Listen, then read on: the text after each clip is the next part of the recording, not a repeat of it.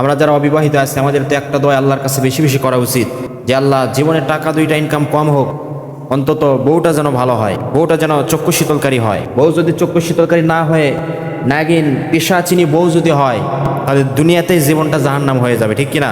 এই জন্য আল্লাহর কাছে দোয়া করতে হবে। পৃথিবীতে অনেক ধনী মানুষ আছে, অনেক টাকা পয়সাওয়ালা মানুষ আছে, এই অনেক টাকা পয়সা থাকার পরেও তাদের পরিবারের মধ্যে কিন্তু শান্তি নাই।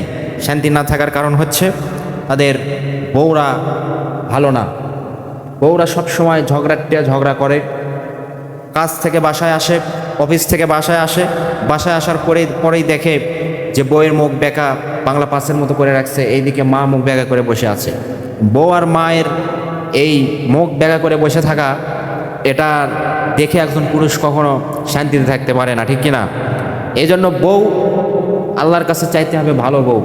বউ যদি ভালো হয় তাহলে দুনিয়ার জীবনটাও শান্তিতে কাটবে, আর বউ যদি খারাপ হয় তাহলে দুনিয়ার জীবনটাও জাহান্নামের মধ্যে কাটাতে হবে। এই জন্য আল্লাহ তাআলা শিক্ষা দিচ্ছেন, বান্দা আমার কাছে দোয়া করো। কেমন বলছো? আমার কাছে দোয়া করো। আল্লাহ তাআলা নিজেই শিক্ষা দিচ্ছেন, রব্বানা হাবলানা মিন আজওয়াজিনা ওয়া যুররিয়াতিনা কুররাতা আয়ুন ওয়াজআলনা লিল মুত্তাকিনা ইমামা।